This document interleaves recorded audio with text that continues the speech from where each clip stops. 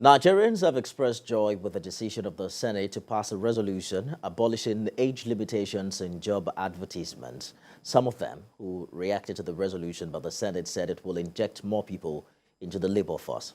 Senior correspondent Sharon Ijason reports. Following a motion on the floor of the Senate sponsored by Senator Patrick Abba Motor, seeking to abolish age limitation in job advertisement, the upper legislative chamber passed the resolution. Nigerians have expressed support for the decision by the Senate. I met with some youth who commended the Senate for the decision. Concerning the ASU strike, the corona, and when you finish school, you see that you cannot meet up with the age limit. It's a good one. It's really go a long way to help students like us that will just finish our project defense like this.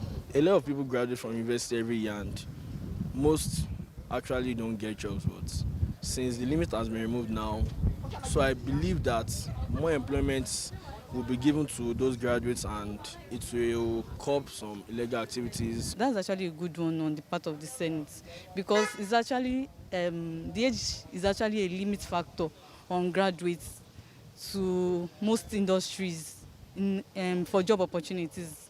According to the International Labour Organization, ILO, employment discrimination is a violation of human rights, which involves a waste of human talent with detrimental effects on productivity and economic growth.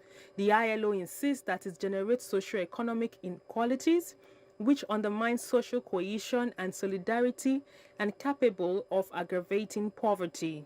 In an exclusive interview with the national president of the Association of Senior Civil Servants of Nigeria, Etim Okon said the move is essential towards ensuring that more youths are injected into the system. And when employers of labor feel that, you cannot be engaged into the federal government work once you are over 40, I mean, it is wrong because you still have a lot of energy. Those are still the productive age. Federal government should remove the exit age program and then extend it to 40 and 65 years in the core service as it is applicable to the judiciary and educational sector. With the rate of unemployment pegged at 37.6% and more than 5 million new graduates unable to get a job placement, many youth believe that this waiver would increase their opportunity in the job markets. Sharon Ijason, TVC News, Lagos. Let's turn now to Benue State, where an accident investigation board has been constituted to look at the causes of the Air Force plane crash in Makurdi. The Chief of Air Staff, Hassan Abubakar, disclosed this during a tour of operational units and commands of the Nigerian Air Force, which he kicked off at the Tactical Air Command in Makurdi. Maiwo Kwanto has details and will return with business news.